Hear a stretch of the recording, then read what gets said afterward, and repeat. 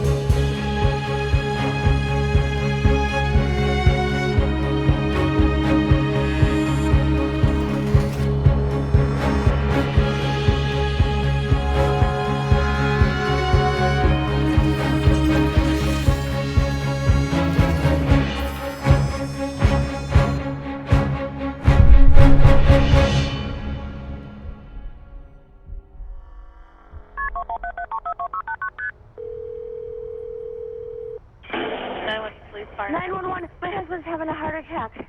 We're going to start CPR on him, okay? I'm going to tell you what to do. Okay. Okay?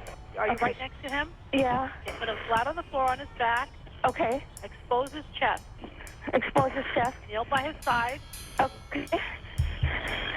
Okay. Okay.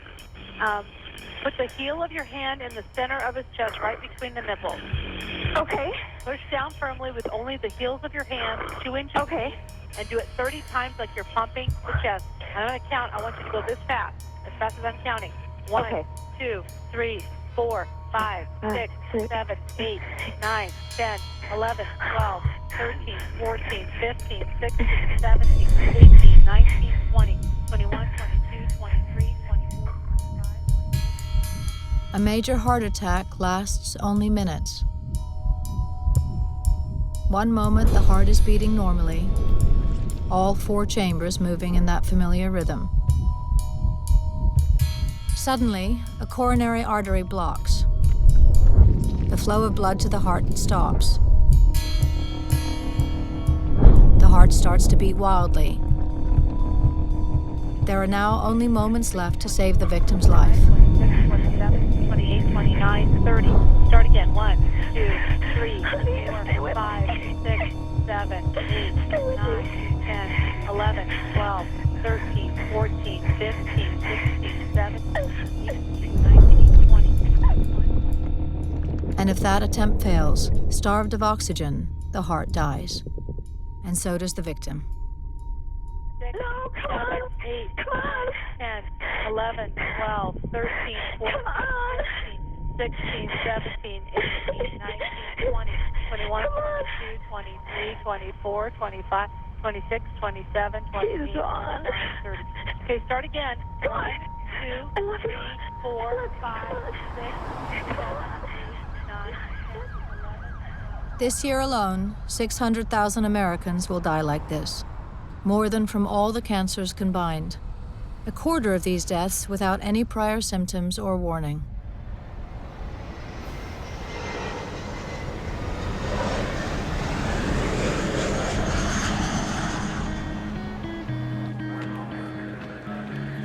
We had spent the 4th of July at our home here in East Elmhurst, and we had a nice family barbecue, and we were hanging out, and you wouldn't think that anything was just any normal day.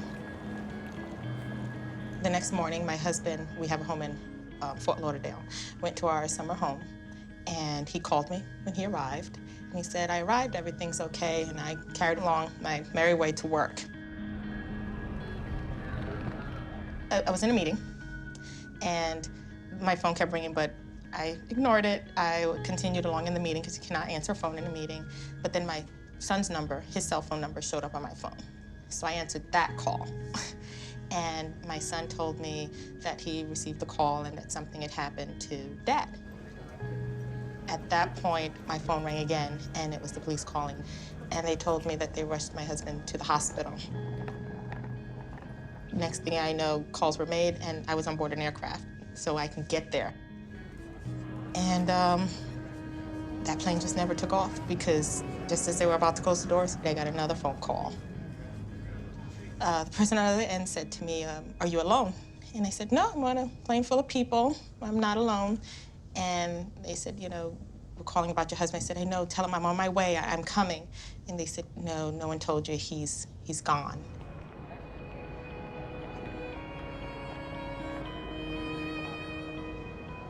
At that point, everything was a blur, and I got off the aircraft.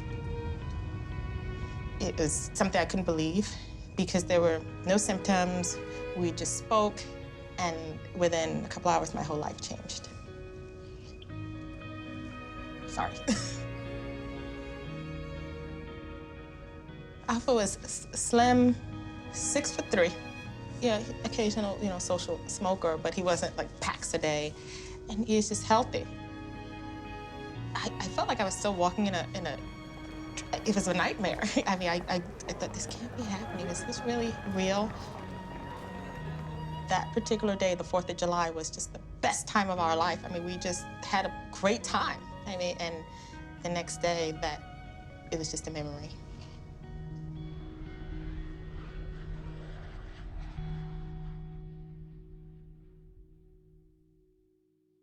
In the last 30 years, more than 4 million American citizens have shared Alpha's fate, dying suddenly without any warning. But the vast majority of them, men and women, could have been saved. Here's how.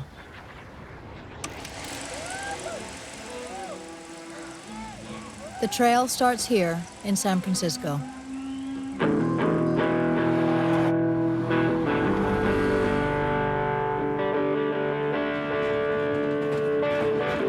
Down the decades, the city by the bay has been home to a series of world-famous events. A gold rush, an earthquake, a computer revolution, and wholly new ways of seeing the world. But the city might have a more fundamental legacy, a way of stopping all those needless deaths. In the 60s and 70s, heart doctors or cardiologists are grappling with not one, but two problems. Life is full of stress, Elliot. especially for busy executives. Hello. You're kidding. The whole shipment, you're sending it back?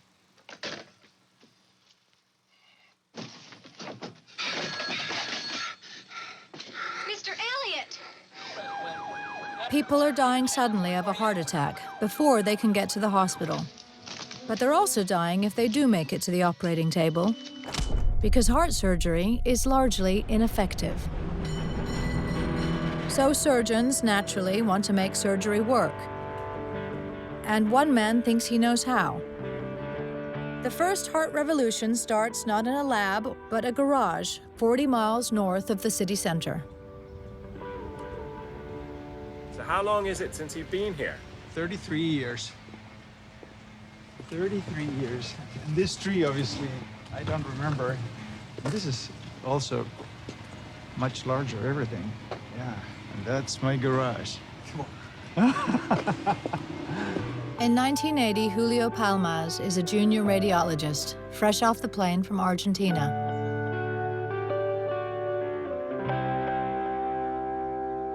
Well, I have my cars here, and my workbench was right here. Yeah. I had a Ford Capri, which was parked there, and I had my Triumph Spitfire, my baby, parked right here. It was so small, so I had place for my bench. After dinner, I would come and start playing with wires, pliers, rubber tubes, and all those things. Julio is fascinated by arterial blood flow and its relation to heart disease. It was the #1 killer when I was in medical school, and it still is today, the #1 killer. So it is a gigantic problem. Julio sees it as a problem he can solve. The key is plaque, a sticky, gooey substance largely made up of cholesterol. It builds up in the walls of the coronary arteries until one day it ruptures, causes a blood clot, which blocks the vein, and stops the flow of blood to the heart, triggering an attack. Cardiologists are trying to thread balloons down arteries, blow them up, and crush the clot. But once the balloons are gone, the arteries close up again, what doctors call restenosis, and the patients die. Julio has a simple idea. Stick a piece of metal on the balloon, a sort of scaffold to keep the vein open when the balloon is pulled out. It's called a stent. The inspiration is unlikely. Somebody came to the house and did some repair or modification of a wall and left a piece of expanded metal, which I dragged into the garage, and it was sitting right there in that corner, right next to my bench. And when I was tinkering with the stent and trying to solder wires, that I looked at the wire mesh and I said, why to solder? I put it on my vise. I had a vise in this corner, and I banked it together. So in other words, I closed the mesh and realized that the diamonds, the stagger diamonds, became stagger slots. And I said, if I make a tube and I put stagger slots, then I blow it up with a balloon, I end up with the same product as a wire mesh. Then eventually had to do the real thing.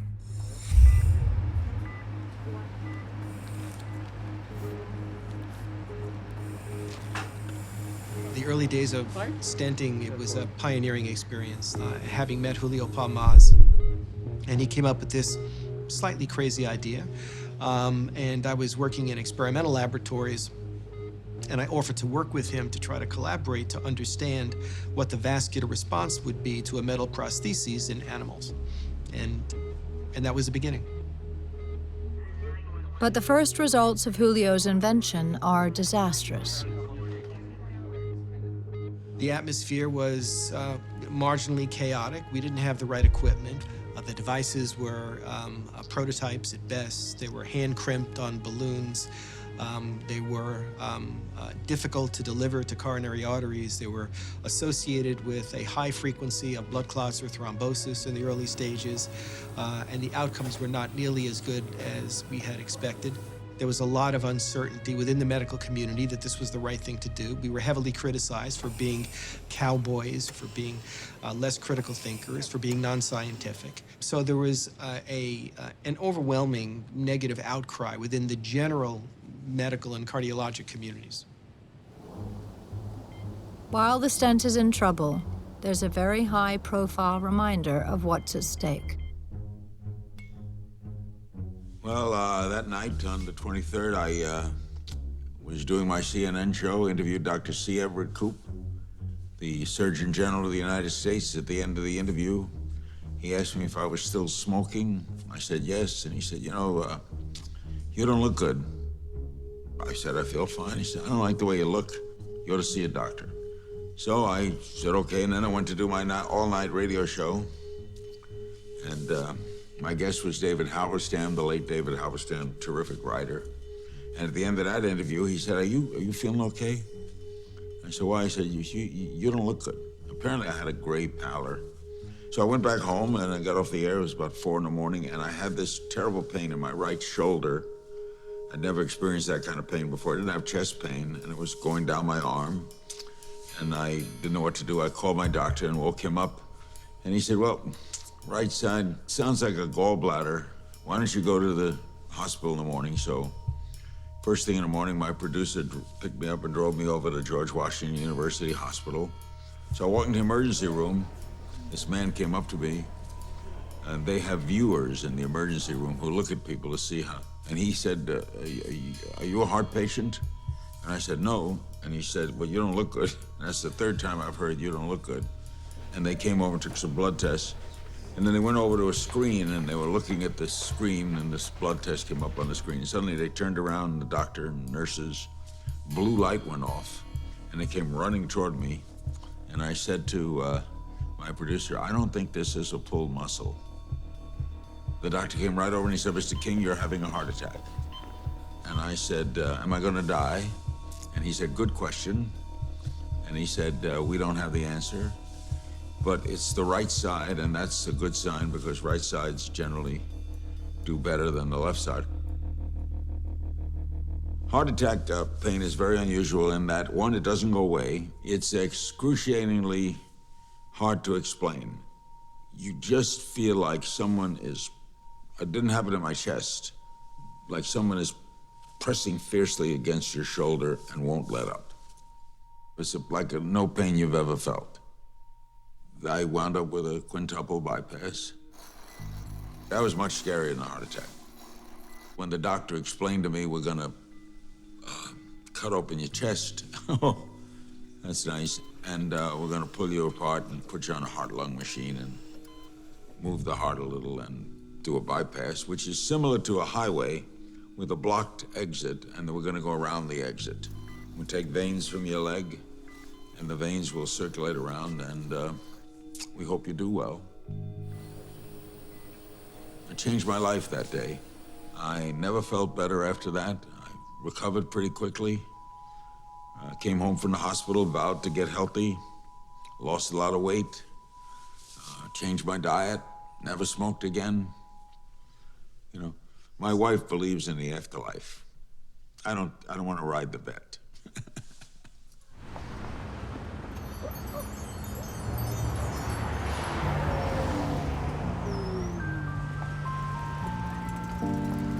Back in the Bay Area, at exactly the same time Julio is dreaming up his stent, other doctors come up with a way of winning Larry's bet.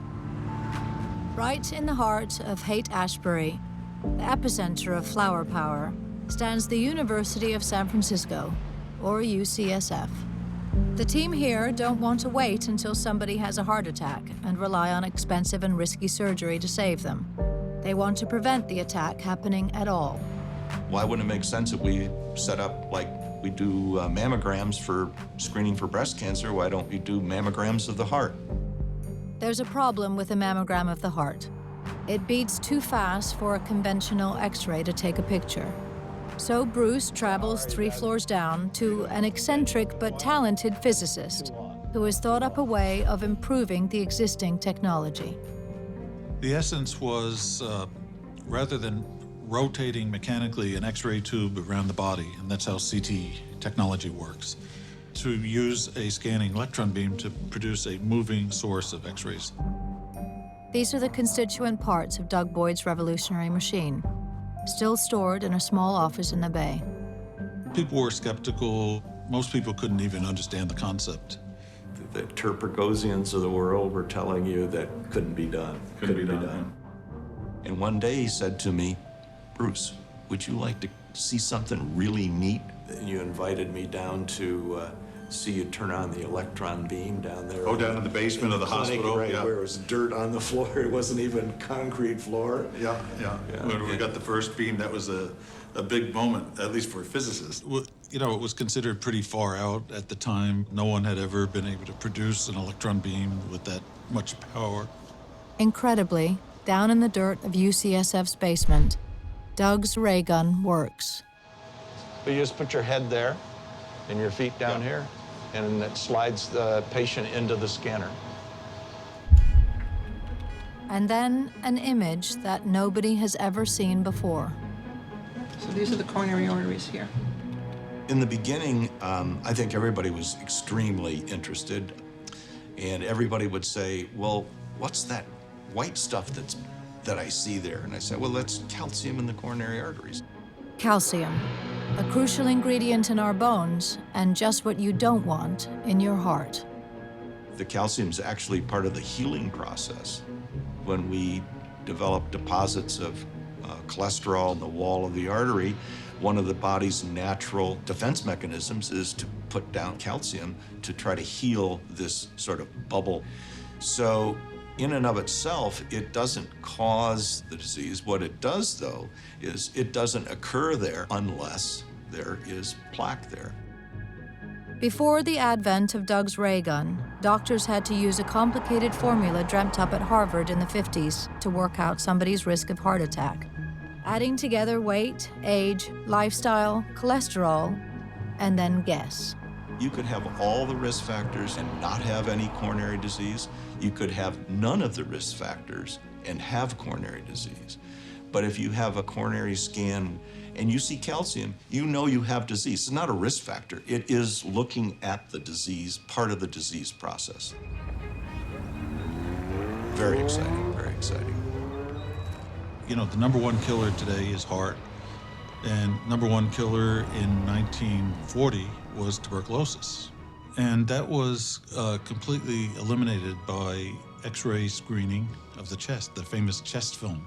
So to me, being a poor physicist, it was the same. Let's get rid of heart disease because heart attacks are completely preventable. So let's find out who is on the road to having a heart attack, screen them, and eliminate it. The new technique can pick out the patients that conventional risk analysis cannot. Thin, fit, and outwardly healthy, and that's a lot of people. In the 4 years after coronary artery scanning is invented, over 500,000 people die of a heart attack with absolutely no warning. Thank you so much. California has a governor going places, Pete Wilson. Some talk of him as a potential president. His key aide is Otto Boss, an energetic press liaison in his mid-40s. He was somebody important. I do remember that.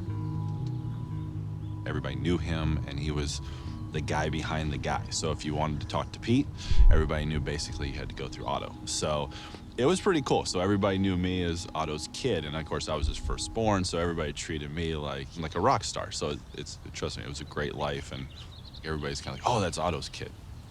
Be nice to him. June 2nd was, oh gosh, it's like yesterday. We were actually playing baseball out here on the front street. And my mother was inside here with our neighbor, and I was called in by our neighbor to, hey, can you please come in and talk to your mom? And I was a 15-year-old kid, so I'm like, yeah, lady, I'll come in when I want to come in. And then she came back out, and she was like, no, seriously, you need to come talk to your mother now. She was sitting on the corner of the bed, and she basically just said that my dad had a heart attack, and he was at the hospital. I was thinking, okay, he had a heart attack, he'll be fine. Because basically, in my eyes, my dad was like Superman, and nothing ever could really, do anything to him. We went to that hospital, and then when we got there, a doctor pulled my mother aside, and they kept going in and out, in and out, in and out. And then my mom came out, and she was very, very tearful. I knew something was really bad, because I kept going, when are we going to see my dad? And then, long story short, the doctor sat down in front of me about where you are, and just told me that my father had passed, and this is what had happened, and I was a little confused, one, why he was telling me, and not my mother. But they say his arteries were clogged. He looked young. He would never guess that he was 47. He had a rockin' tan, you know, because he was always playing soccer. There was no indication that he was going to have the type of heart failure that he had. I don't know if it's good, but I grew up fairly quickly. So I'm 15 years old. I turned 16. I'm basically an adult. I'm no longer the kid that goes out with his friends and goes and parties and drinks and does. I don't do any of that stuff. And I mean, I had to be a role model for my younger brother and sister and not get myself in trouble and try to be dad for them and, you know, coach Little League, which I did, and take my sister to ballet and my brother to basketball and do all the stuff that a dad would do. A lot of my friends like to hang out, but I really don't, just because my head's not there. I spent more time here making sure she was good and my brother and sister were good. And so that was basically my life for, oh gosh, until my mid-20s. What about your mom? She's okay. I mean, you know, she's never gone on another date. I don't think she's even ever talked to anybody about going on another date. I think we've told her to go out on another date, but she won't. And if you bring it up to her now, she still will break out in tears and get very emotional. It definitely messes with you a lot. My advice to any person that's, you know, here on the planet, just enjoy it for what it is. Enjoy the ride, because you just never know.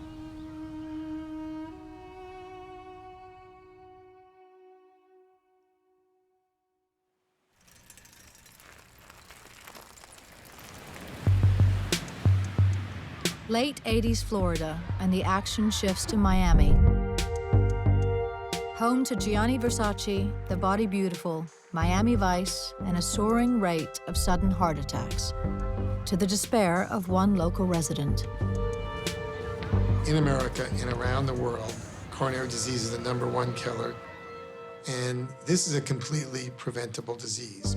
Arthur Agatston is one of America's most famous doctors, author of the million-selling South Beach Diet. He's also a cardiologist.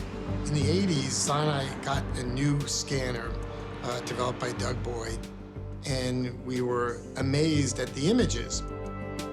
He loves the calcium scan, and he fixes its one remaining flaw by devising a way that the calcium in your body can be measured. I called Warren Janowitz, who was my radiology colleague. Anyone who walked through was in danger of getting scanned that day. We gave points to the density and the volume of the lesions. The new calcium, or Agatston score, is a breakthrough. A group of pioneering doctors leap on it and even call themselves the Calcium Club. It's like the Breakfast Club, you know, the movie about the teenagers in high school. Well, this was the Calcium Club. Was it as much fun? No. It's not as much fun. But it was much more productive, ultimately. Breathe in. Hold your breath. The scores go 0. It can go as high as 4,000 or 5,000. So I call it mild, 0, mild, moderate, extensive, and oh my God. Breathe in. Hold your breath. 0 is the best I can do for you. 1 to 100 is called mild. 101 to 399 or 400 is considered moderate. 400 to 1,000 is considered extensive, and above 1,000 is in the oh my God category. It was a new concept at the time. Looking for plaque was a very new, novel idea, but as a young, impressionable person, I thought it was great. Here's the beginning of the left main coronary artery, very normal. As we go to the next slice, though, we see plaque right here. Every time we tried to redo the experiments, we got the same answers. It was just remarkable. The more plaque you had, the more your risk was going to be.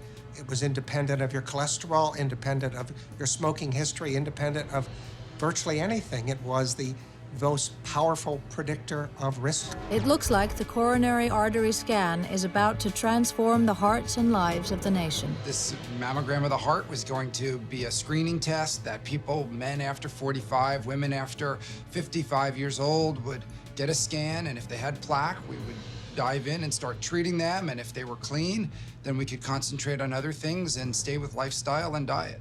Look, what are your alternatives? You say to a person, well, you're at low risk, and then if the patient dies, oh, I was wrong, sorry. Why guess? Why base your decision on a score derived from a compilation of risk factors when you can look directly at the heart and see how much plaque there is there? As the unexpected deaths pile up, the way forward seems clear in the battle of the stent and the scan. The scan helps prevent heart attacks and costs only a few $100. The stent is risky, expensive at tens of thousands of dollars, and the patient has to either have or be on the brink of having a heart attack.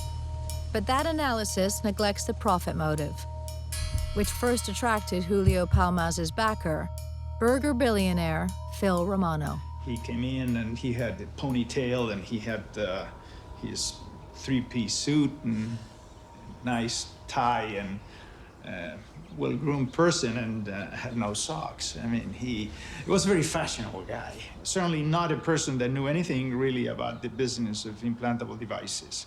But intuitively, he saw potential. At the end of a meeting, he said, put the thing in his hand and he was rolling it around and he said, this looks like something I can put in a box and sell for lots of money. And to the dismay of his lawyer, he went ahead and said, how much money you need?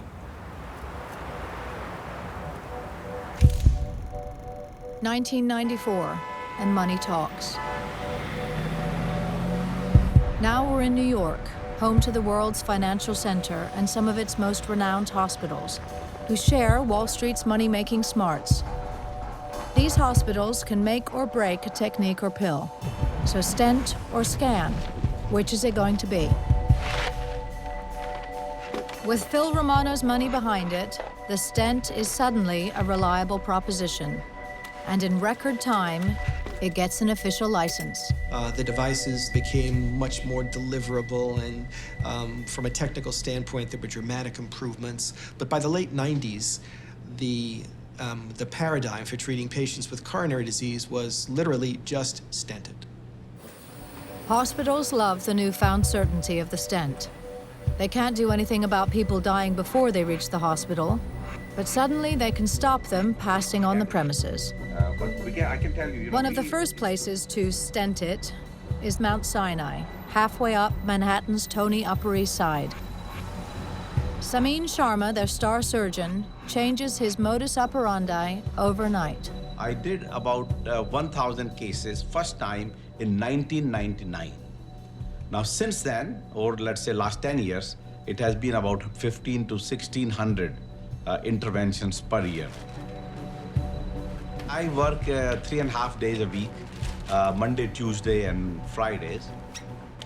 Like today is a Friday, is a typical day. I'm to my 21st case, and I've done the 12 intervention, but I had 9 more to go.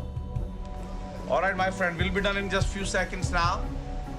What Samin Sharma is doing, again and again, is threading catheters or thin tubes up arteries to first take a picture of any blockage.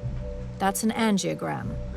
And then gently maneuver a stent in place at the point of blockage or stenosis. Open it up and restore the blood flow. Right there. This was the 95% blockage. And now, after stent, normal looking artery. All right, my friend, we are done now. Thank you. Crucially, this operation has a financial as well as a medical attraction for hospitals. At up to $50,000 a go, the profits associated with it are huge. These cramped cath labs actually saved Mount Sinai from bankruptcy in the late 90s. And as the money floods into stents, so the doctors who practice the technique become very rich. Dr. Sharma earns over $3 million a year. I think part of the success is also that you do the same thing all the time, repeatedly. You don't get bored. If I get bored, I do a few more stents. If he is getting rich, the stent's inventor is getting even richer. things went well for us, my wife said, why not get a little place in Napa Valley and make some wine? It got a little bit out of hand. And so she did find a bigger place that we anticipated, and we got into more than just making wine for us. We make about somewhere between 5,000 and 6,000 cases a year. The success of the stent propels the man who first tested it, Marty Leon, into cardiac stardom. He becomes one of the richest doctors in the U.S., earning millions in his hospital work and millions more as a key advisor to big companies. He even starts his own foundation. You know, it's hard to say what is in whack and out of whack.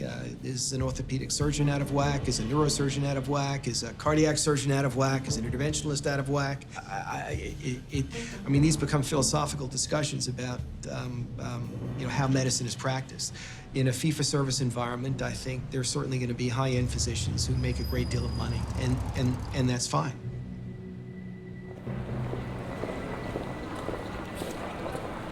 But for all the stent's apparent success, financial and medical, it still does nothing for those people who die before they can get to a hospital. By the mid-90s, the cumulative total of asymptomatic deaths has risen to a staggering 2 million. What is the address of the emergency? I need an ambulance quick. What's the address? We were just sitting talking. My wife fell on the floor. Okay, what's... Quick, I don't think she's breathing.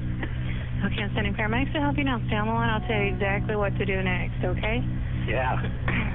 Kneel next to her and look in her mouth for food or vomit. No, there's no food. Okay, nothing in her mouth. I want you to place your hand on her forehead, your other hand under her neck, and tilt her head back. Yeah. Put your ear next to her mouth and tell me if you can feel or hear any breathing. Okay, hang on. Okay.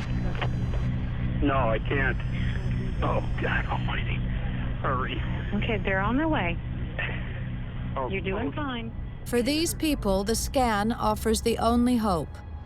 But the medical establishment shun it. The nation's top doctors pour scorn on the claims the Calcium Club make for their new technique. Most vociferously, the one man they expect to support it, Steve Nissen, the most prominent preventionist in the U.S., based at the world-famous Cleveland Clinic. Well, I'm not a fan of it. To date, no one's been able to show that knowing how much calcium is in the arteries actually allows you to change the outcome for patients. So it tells you who's at risk, but it doesn't tell you what to do for them. I would say that there are some people who still believe the world is flat, but clearly it's not. We know that it identifies high-risk patients. We know that treating high-risk patients saves lives. Therefore, identification of the high-risk patient will save lives. Look, I don't like medical cults. And these things happen all the time. You know, these cults develop. And when they're not based upon what I consider to be the most solid science, then it does bother me. The kind of outcome data that they're asking for has not been provided for any other technology. For instance, there's never been a study that shows that the use of a stress test saves lives, or the use of an echocardiogram saves lives. I called it the deadly double standard, which means applying criteria to coronary calcium that have simply not been applied to any other preceding technology. But this was an argument that was as much about money as medicine. Cardiologists thought the scanner was an expensive waste of time, while the Calcium Club argued they could save hospitals money by predicting who really needed surgery.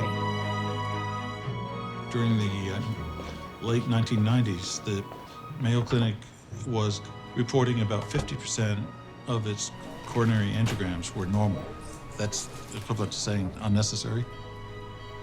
The Mayo Clinic is still a major research center with excellent researchers, the best in the world.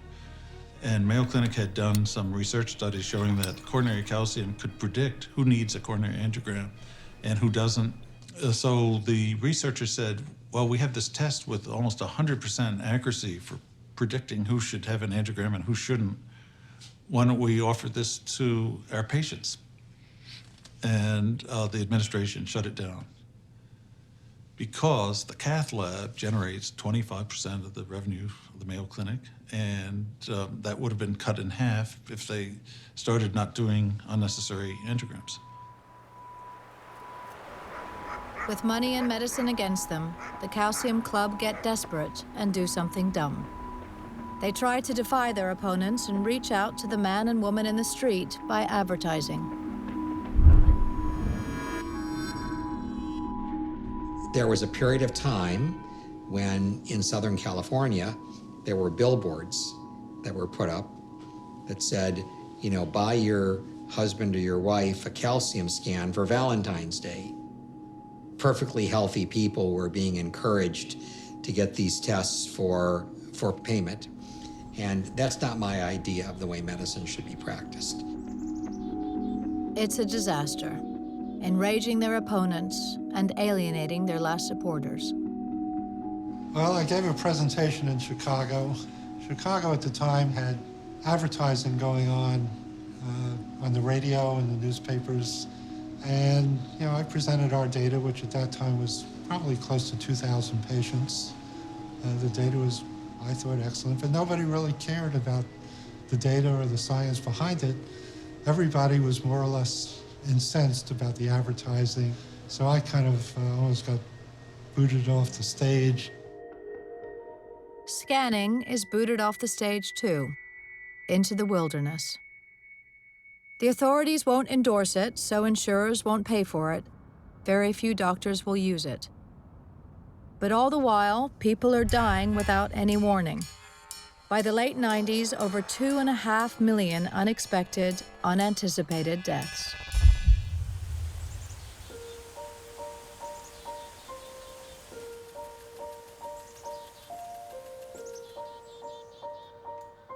Steve was the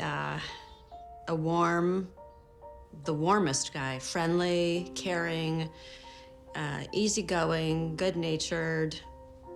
You know, he would just he has the patience and the heart of gold to listen to people and care about them, and he was full of empathy. When we met, I was 20, he was 23. He had his own clothing store, active clothing wear store. And I had to come in to get my matching headband for my aerobics outfit. And he did not have the color I needed, so I came back and we hit it off.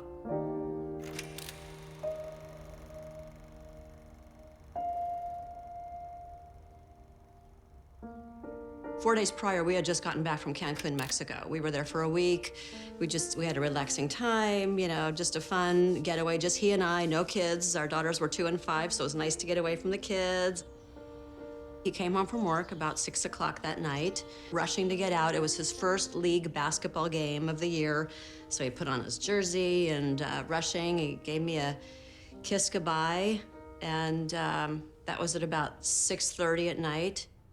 At 10 o'clock that night is when I got the phone call from the manager at the gym that said, your husband's had an accident. So I said, what happened now? Thinking he just, you know, he broke his ankle or sprained something. And he said, well, his heart stopped and they can't start it.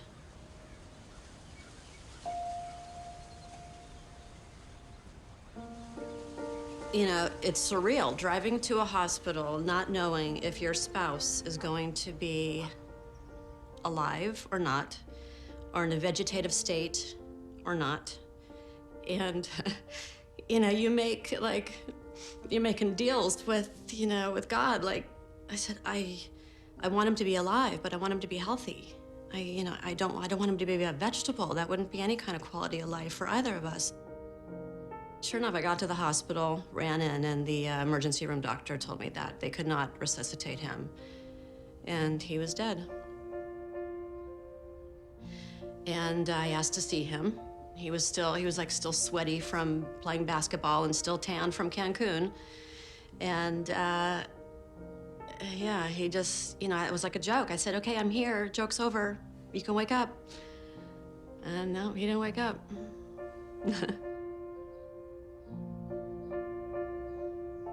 Steve ate well, he did not smoke, and he worked out. So, who knows? He was actually carrying around 4 clogged arteries.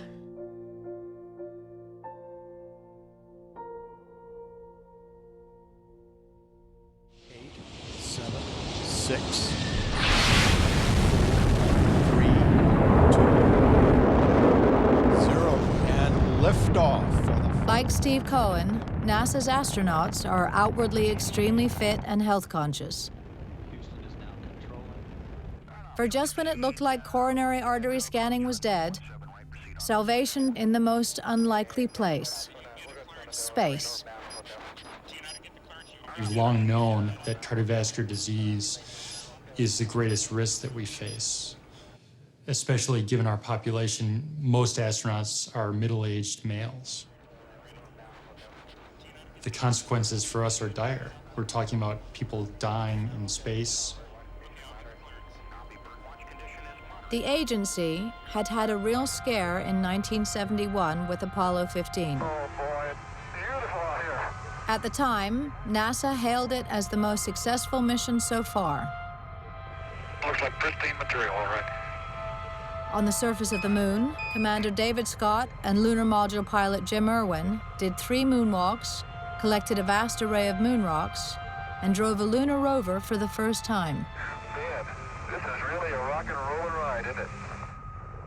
But out of sight of the cameras, once Irwin was back in the command module, instruments appear to show all the symptoms of a serious cardiac event. After anguished debate, Mission Control realized that breathing the oxygen of Endeavour's cabin and living in zero gravity, Irwin might as well be in a hospital intensive care unit. Then, on August 7th, they looked into the fireball created by the heat of their re-entry into the Earth's atmosphere at 25,000 miles per hour. The mission made it back safely. But a few months after he landed, Jim Irwin had a massive heart attack. We became aware of coronary calcium scoring probably in the early 2000s. There were a number of us who were interested in improving our risk predictions. But they are beaten back by the top doctors who counsel NASA. Some of the best cardiologists, advised against it. They thought that it had no value.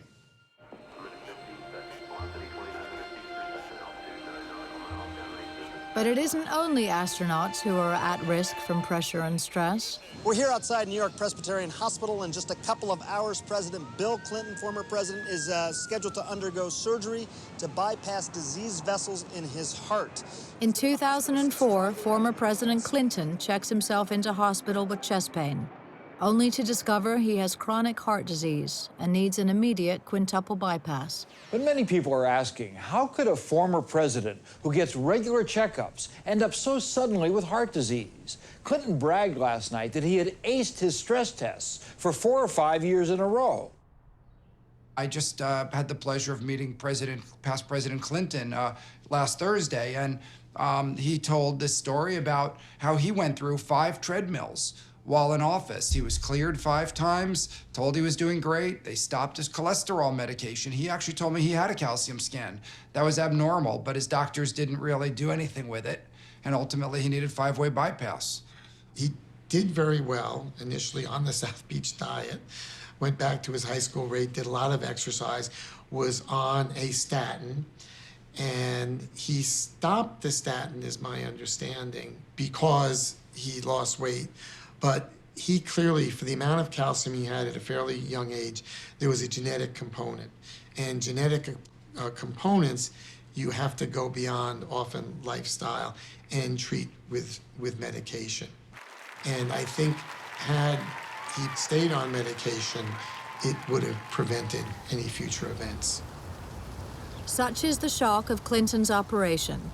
The White House decides that all future presidents will have a coronary artery calcium scan. The stakes are simply too high not to. So is scanning on the comeback trail? Maybe. At exactly the moment Clinton's life is hanging in the balance, so too is the fate of coronary artery scanning. The setting is Boston, or more accurately, Cambridge, just across the Charles River, home to the world's most famous university.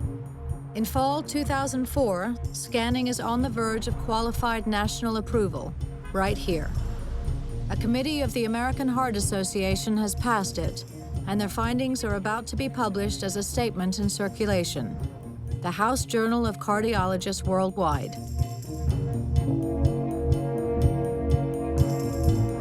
I like to think that circulation and all high-quality journals provide, if you will, a path to enlightenment.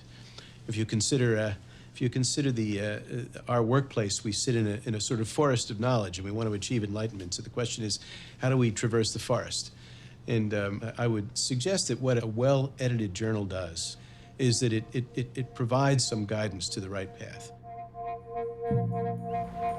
But unfortunately, one member of the Calcium Club can't contain his excitement that his technique is about to win through. We had a statement coming out. It was approved by the American Heart Association, a scientific statement saying that calcium scoring was useful and appropriate and had adequate scientific data behind it. Well, I'd just become editor of Circulation. I was surprised and troubled to find, as I was flying to Europe for a meeting, reading the Wall Street Journal, that I was quoted as the editor as having pointed out that the American Heart Association was about to support the use of coronary calcium. The American Heart Association, and certainly the journal Circulation, never advocates the use of a particular strategy for diagnosis or for therapy. We try to report information as we find it as objectively as possible.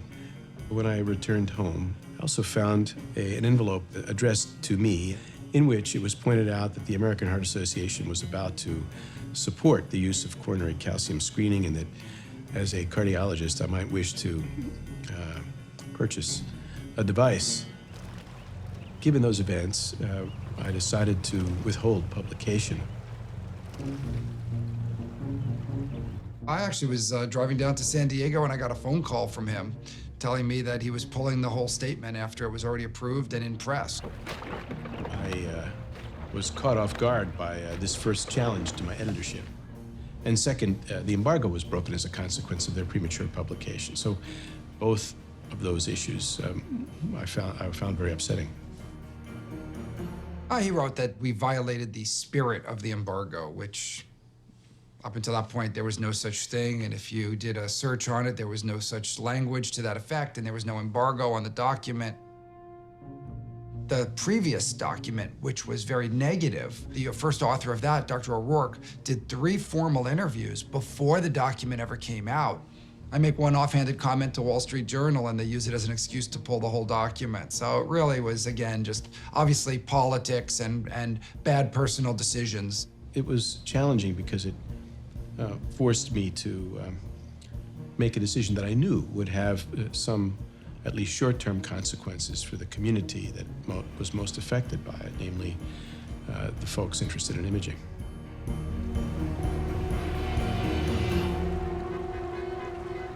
Joe Lascalzo's decision leaves scanning still in the wilderness, and the stent completely dominant as the main means of treating heart disease, even though the unexpected deaths are still piling up. By the end of the year, well over 3 million. Then over at NASA, something happens again. We had a couple of individuals who are involved in our various flight operations have acute coronary syndrome events. One of the individuals is one of our pilots, and then one of our international partners had an acute coronary syndrome event on the ground prior to a mission. You know, in both those cases, we got lucky, but we could point to them and say, look, here's what happened, you know, and this highlights why our current paradigm is letting us down. The evidence defeats the skepticism of NASA's outside advisors.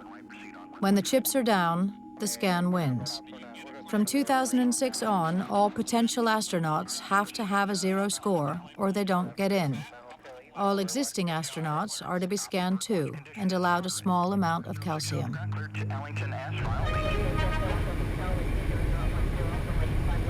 Colonel Gregory Johnson is a NASA star, pilot on 2 shuttle missions, and before that, USAF's top test flyer. I love to fly. I love being an astronaut. It's like a wonderland, Alice in Wonderland. You walk through the looking glass, and you're in this environment that is unreal. And you return from it, and it's like it was a dream. I mean, both times. Even now, I think about what it was like when I was in space, and it was a dream. Everybody wants to go back.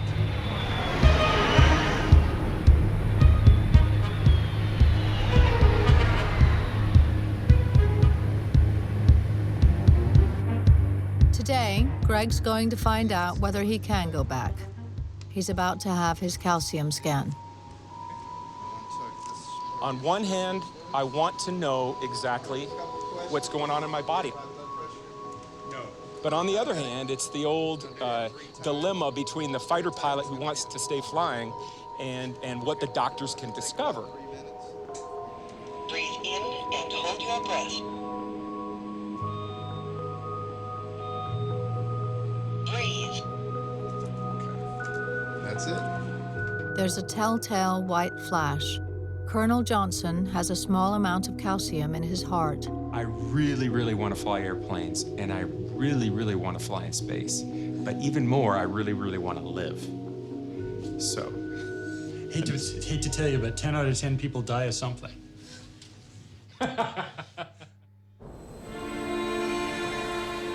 Greg could go back to space, though NASA doctors feel there is a risk of coronary incident which might rule him out of any future mission. Then he gets a tempting Earthbound job offer and decides to resign. This is his penultimate flight. I'm gonna really miss it. I mean, I've been flying for 28 years. I mean, it's been my life.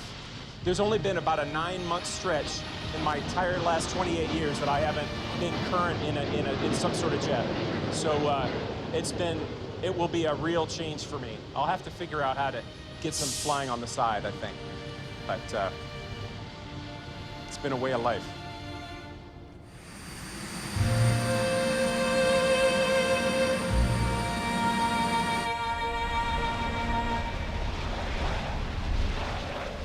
So, scanning has a beachhead in space. But can it turn the tide back on Earth? Well, astronauts and Earthlings aren't so different. Well, the family history has always been horrible. It goes back a few generations. I have the disease, and it's extremely aggressive. My body cannot synthesize the good cholesterol you need or rid itself of the bad cholesterol. My first open heart surgery was at the age of 38, and my second one would have been about 51. Rene has a double bypass in 2007, which saves his life. The surgery is prompted by a scan which shows a 90% blockage in one artery. After 2 conventional tests, an EKG and a stress test, had said he was completely fit. I have a very low opinion of an EKG. I've had 2 EKGs that were absolutely told me I was fine when I wasn't, when I was, in fact, very near death. So to me, I tell people, if you're going to rely on an EKG, you might as well just flip a coin. The sophistication now with CAT scans and getting the calcium scoring and these other things is just really critical. 5 weeks after his surgery, Rene starts a crusade. He's a Texas senator.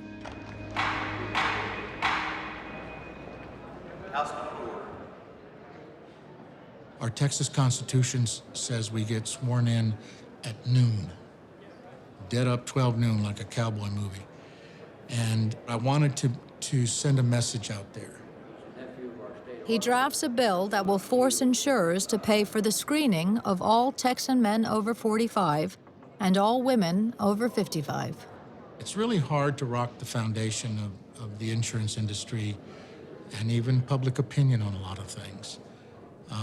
But I felt the only way was to mandate these tests. I was facing very powerful business interests, divided medical community, insurance companies, and those are probably the 3 most powerful groups, except for maybe some oil and gas people in Texas. Mr. Speaker, members, can I get your attention? please, just for a second, everybody. He's also taking on America's #1 heart doctor. Steve Nissen is just finishing his term as president of the American College of Cardiology. Yeah, well, there were some questionable characters that were trying to promote this. And of course, you know, Texas, while it is part of the United States, seems to operate with somewhat different, you know, character than some parts of the country. And almost anything goes in Texas. And I was certainly not in favor of that. Doctors came up to me and say that this is just a bill to help a couple of vendors out on this. I said, no, Doc, let me tell you my story and why I believe in this. It saved my life. And if it saved mine, it can save others. Yeah, I think you call it shameless self-promotion. Yeah, I think I probably used the term like that. I've not been known to mince words when it comes to that sort of approach to medicine. They may have thought it was best, but they certainly had other motives as well. Any tool that helps us detect it is worth it, particularly as inexpensive as this test is. All those in favor say aye. All those opposed, nay. Ayes have it. House Bill 1290 is passed and engrossed. After 2 years of furious debate, victory.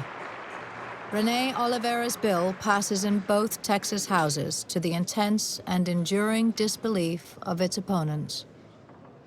Having passionate true believers does not make a test worthwhile. And so I would say that the test has actually been a huge failure.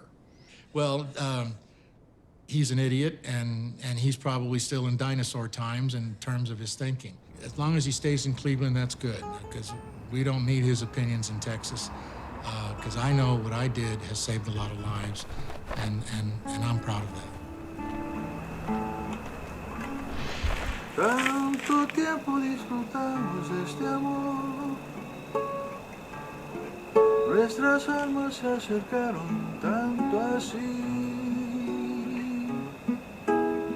But in a tragic irony, one of the men you'd expect to have the test doesn't. Rene's brother, Tony. Well, just a few weeks ago, my youngest brother, what I call my baby brother, died of a massive heart attack, leaving a young widow and leaving children.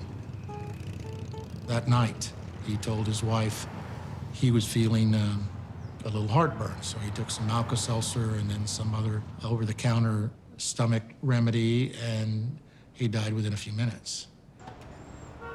It's very hard because when my father died of a heart attack, I had to be part of raising him. So he was my baby brother, but he was also almost like a son and best friends. I can't take his phone number off of my cell phone. I don't think I ever will. You know, there's times when I feel I can still call him and ask him to help me with something. And he's gone. And he should have known better. I love him, I miss him, and if I talk too much about it, I'm gonna start crying, so I won't, but he could have saved himself.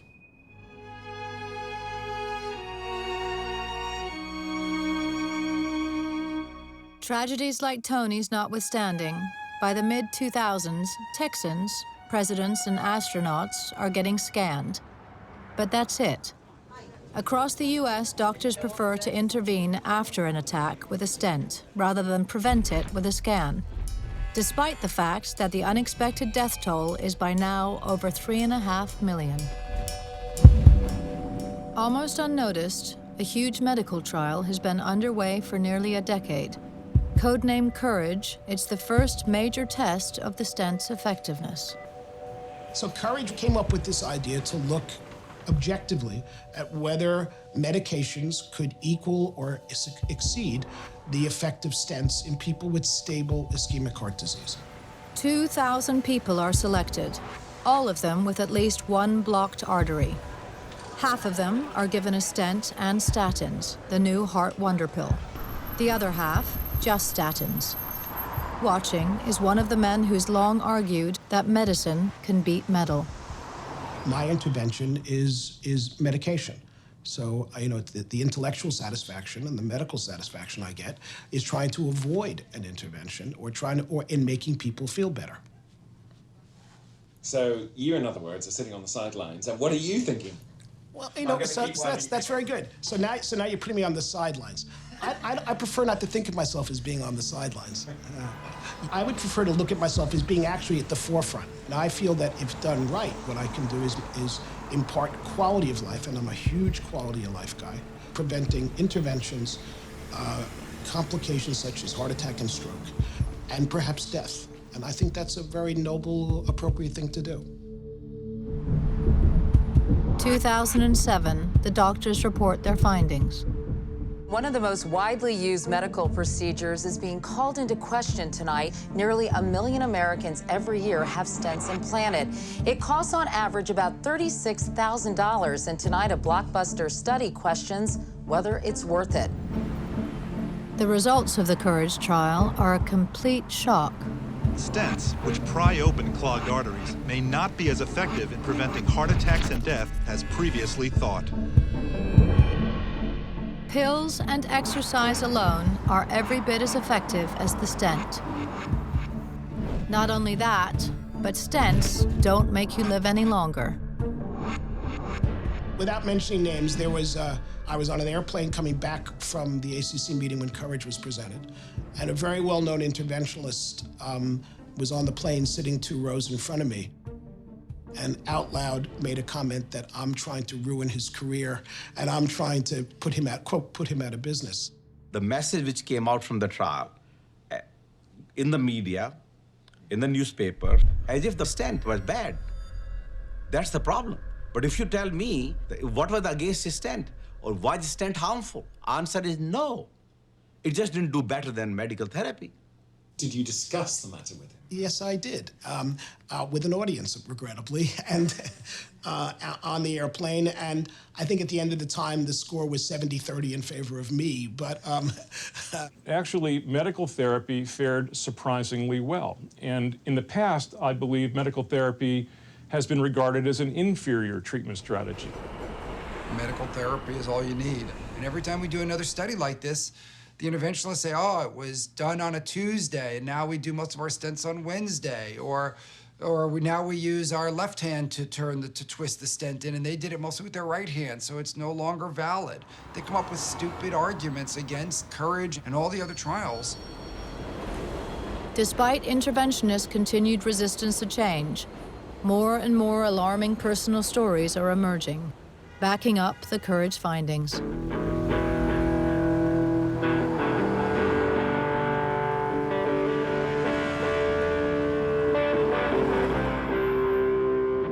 One day I was playing softball. I played for Women's League in Bayonne, New Jersey.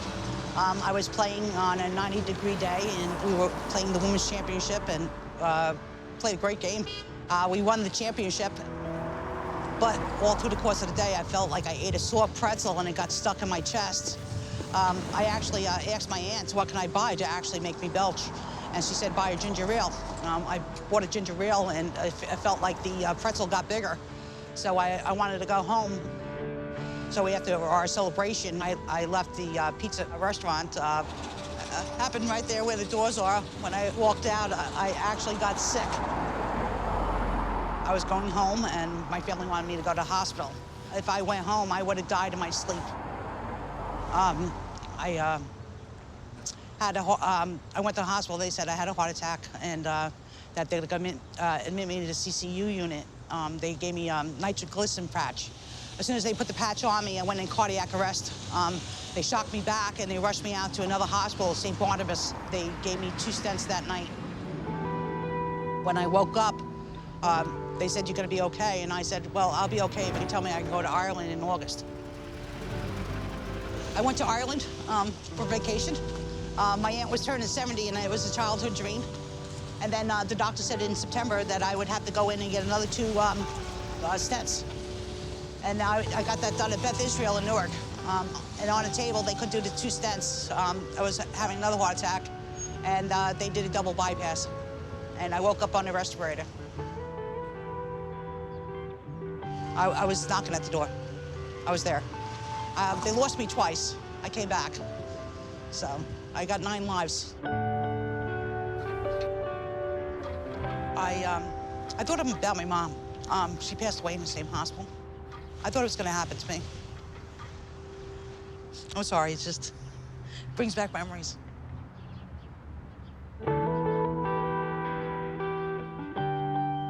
Despite her appalling experience, Sandy was in fact one of the lucky ones. She was able to have a bypass, and it saved her life. But put too many stents in, and you can't. The reason it's killing the patients is because once you have that stent, you can no longer have a bypass because you can't graft onto a place that has a stent in it. So bypass surgery works. Bypass surgery is fantastic. But a guy who has stents all over his coronaries can't have bypass grafts. So he dies. Patients need to understand that the treatment is good cholesterol management, blood pressure management, diet, lifestyle, what I call the ABCs. Aspirin, blood pressure, cholesterol, diet, and exercise. And you don't need the stent. S is way down the alphabet, and we're not gonna get there. If they have chest pain at some point, we can put in a stent, but a stent neither improves their outcomes, doesn't reduce their heart attacks, nor does it improve their mortality. Courage's findings and the slow emergence of ever more stent horror stories beg a wider question.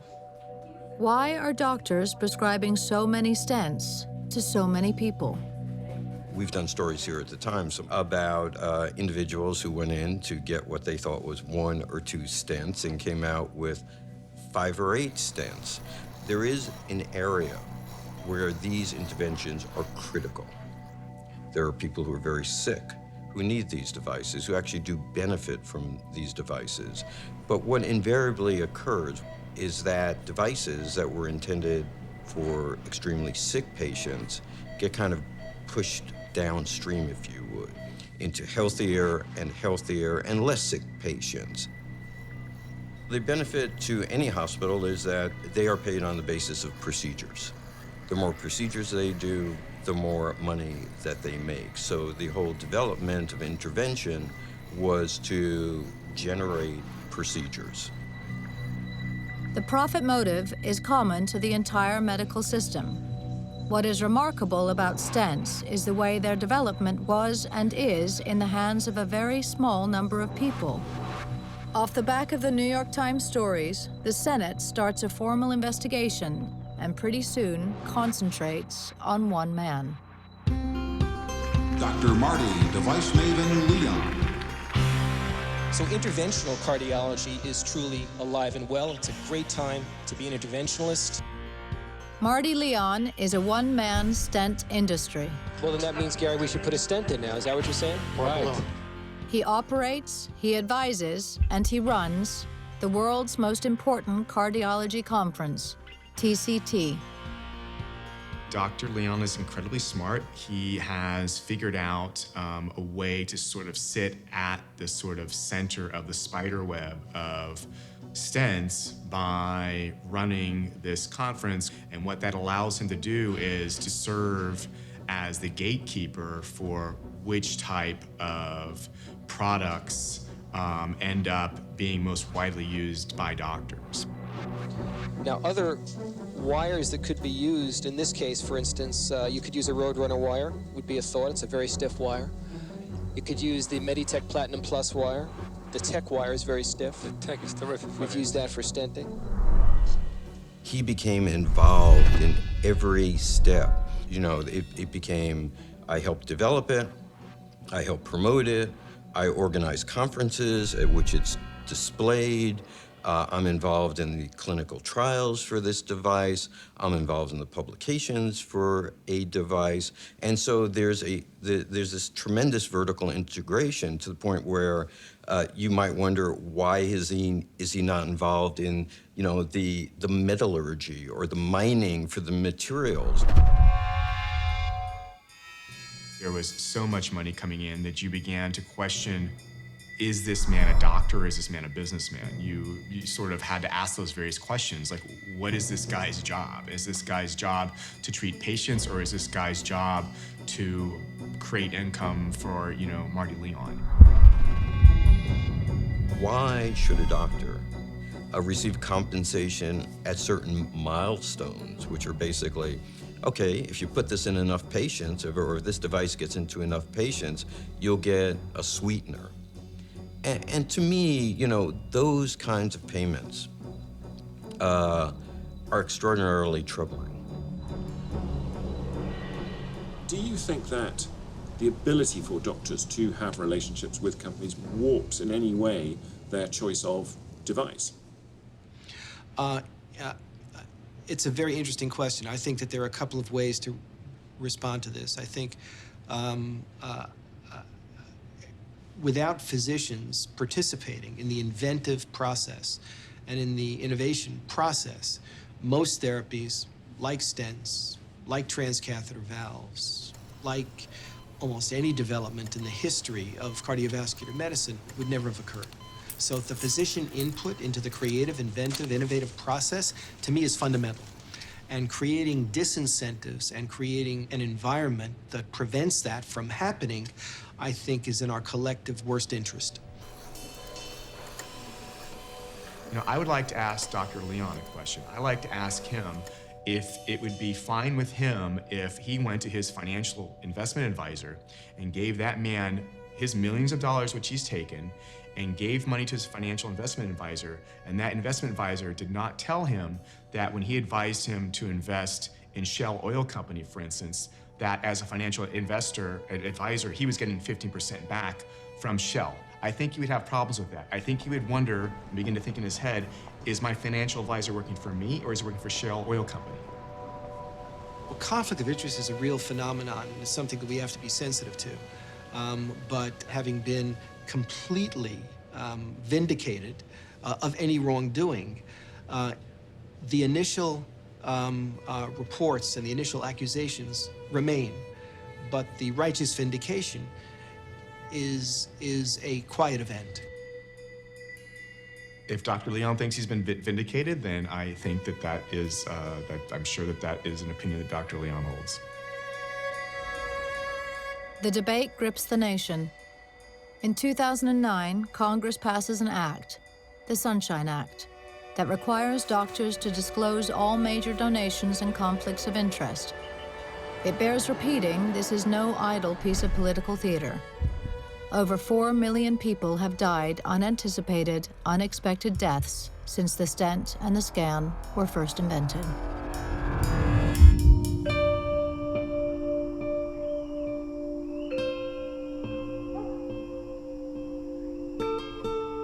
Met Margaret on the southeast side of Cleveland, Ohio, which pretty much borders the beginning of the suburbs.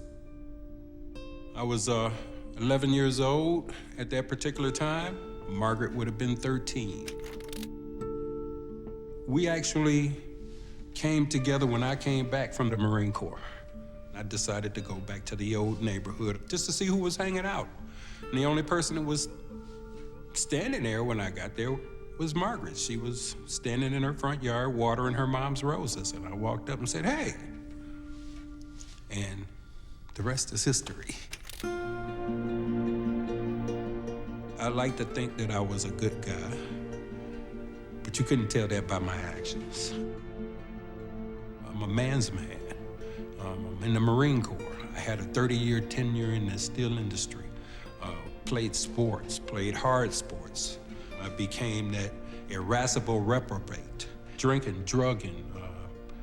I just made so many crazy mistakes and injured a lot of people, particularly Margaret, who always stood at ground zero. She would always tell me, you know what? I will always love you. I meant that. You will be the only man I will ever love. But that doesn't mean that I don't hate what it is you're doing. I don't hate you, but I hate what it is you're doing. God put me to work in 2002, about 3 months after my job in the steel industry came to an end.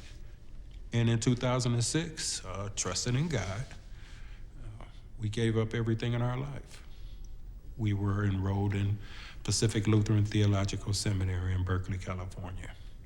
Oh boy, here comes the sign.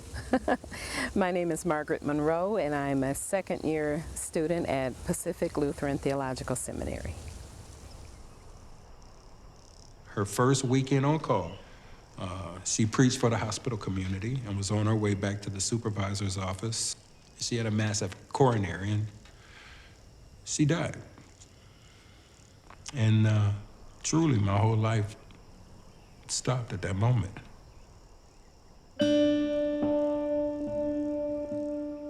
I've never experienced anything as far as the depth of pain and grief that overwhelmed me. And it's not because of nostalgia or wistful memory type things. It is the truth. She was the very best part of me.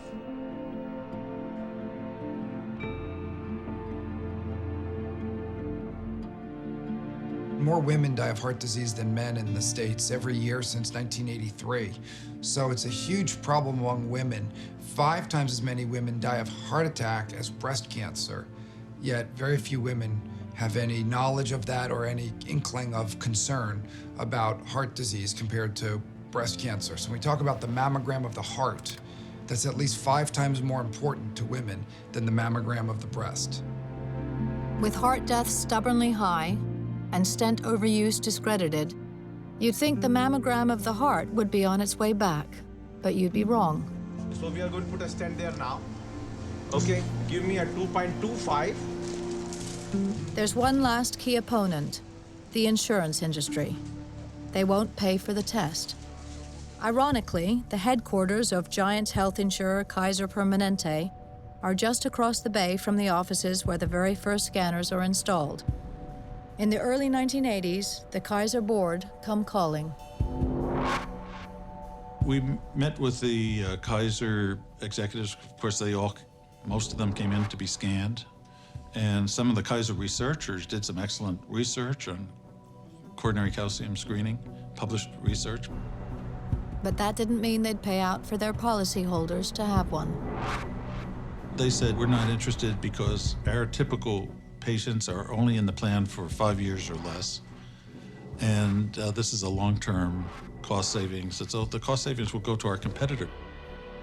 And no need to single out one particular health maintenance organization. All the insurance companies told us basically the same story, that their patients are not long-term holders of that plan. So if they reduce cost over the long term, it means nothing to them. It only goes to their competitor. We contact the big insurance companies, Kaiser and the rest, to find out why they will still pay for a $50,000 stent, but not unless you're very lucky, a $100 test. But they won't talk. Then one man is brave enough to break the wall of silence. He's been the public face of 2 of the big 5 as their media spokesman. I was a journalist, a newspaper reporter for some time, but then I got into public relations work, and I realized toward the end of my career that something had happened to what I was doing for a living, and it just dawned on me that in many cases I was doing the exact opposite of what I was trying to do as a journalist, which was to try to find truth and as best I could report it to do that. It sounds kind of trite, but I did look in the mirror and say, what happened to you? How did this happen to you? The system is not set up to reward prevention. The system is set up so that doctors are well compensated for treating conditions. So are pharmaceutical companies. We mainly have a disease industry in this country. We've got a healthcare system that's out of control, spending an incredible amount of our national wealth, not making people better. We've developed a system that's based upon putting out the fires, taking people with chronic diseases and doing all these things to them. There is just not nearly enough attention paid to trying to help keep people from getting sick, from getting congestive heart failure, from getting the kinds of illnesses that require stents and being put on maintenance drugs and having expensive care for the rest of their lives. They don't want them to die, but they don't necessarily want them to get better. Well, that's where the money is. It's like the Willie Sutton law. It's Sutton's law. When asked Willie Sutton, why do we rob banks? He said, that's where the money is. So the insurance companies are following Sutton's law. You don't get to be CEO of a company because you've saved lives. The cliche runs that the darkest hour is before the dawn. 2012 proves the cliche is right. Despite the fact that most insurers still won't pay for it, more and more people are going for a scan. After sewing up a big business deal in the US, Irish entrepreneur David Bobbitt went to have a medical checkup. Part of it, a coronary artery scan. He had the shock of his life. My arteries were that of an 86-year-old. So here is a 51-year-old who exercises every day, is careful what they eat. My parents lived into the 80s. I'd done all of the things you were supposed to do to be healthy. The following day I had to go in to do an angiogram where they found I had one totally blocked artery, I had another artery that was 70% blocked, and I had a huge level of disease right throughout my system. And the clear suggestion was I was either going to have stents put in or a bypass. The shock of it, the shock of suddenly going from one day feeling absolutely perfect with no reasons of any issue at all to a situation that 75 out of 100 people at your level of calcification is going to either be dead or have a heart attack in the next 10 years. Today, he's going to be scanned again. Told he could die at any moment, he spent the last 2 years on the most punishing of fitness and food regimes. I've done everything I can do, and the score will be the score. My mathematical mind says it was 900. 1100 will be okay. 1200 will be reasonable, and over 1200 score will be very disappointing. Remember, leave your arms above your head for the entire test. Now taking a deep breath. Plenty of height there. There is. In your LAD then. See? You know, there's a huge level of plaque there, you know? So you just wait to see what the result is, you know? That's all we can do.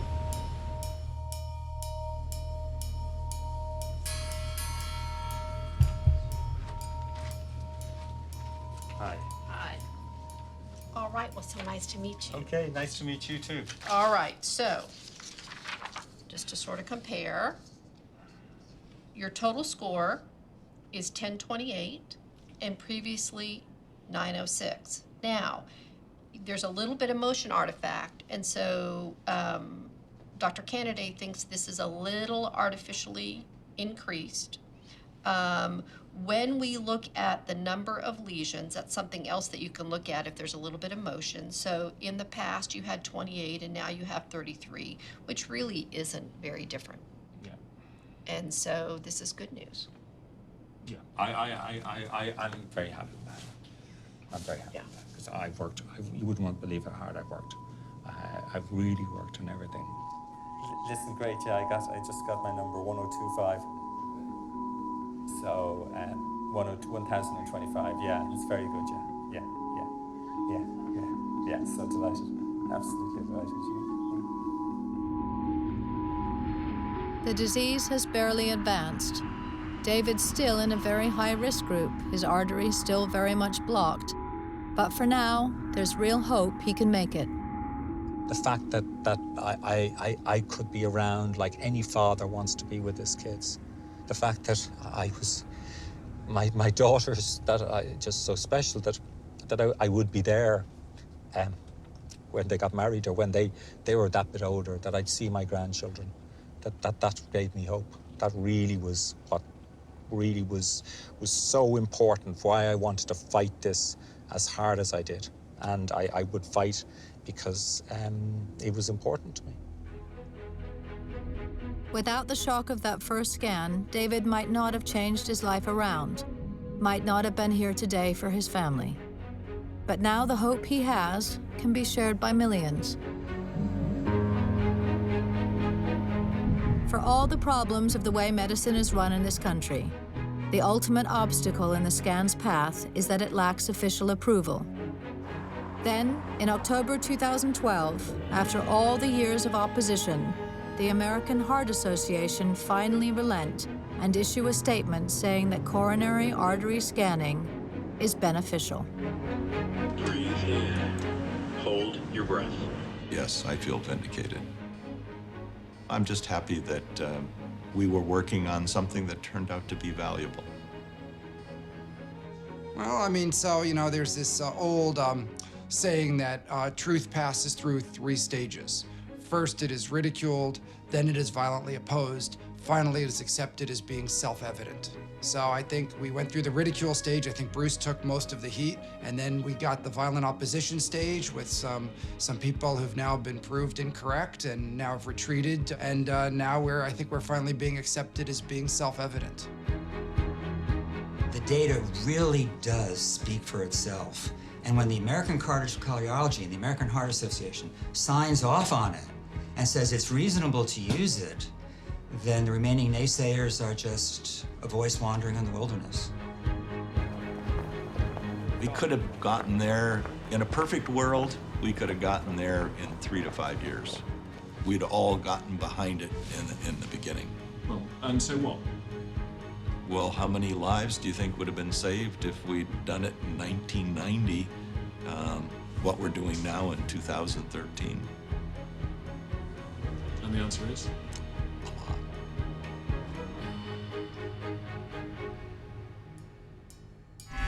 In the 30 years since coronary artery scanning was invented, over 4 million people have died without any warning. That's the equivalent of half the population of New York City dropping dead. And most of these people could have been saved. People just need to be so careful and listen to their body and feel the changes going on. It is such a sneaky, deadly disease that can take you so fast, and people need to be more vigilant about it. If they don't care that much about themselves, do it for the people you leave behind. I'm going to start getting him out the mouth. He's turning black. Ma'am? Yes. Stay on the line with me. Are you with him now? Yes, right next to me. He's Okay. rigid. How old is he? 61 and perfect, 262 in perfect health. Is he conscious? No, he's not.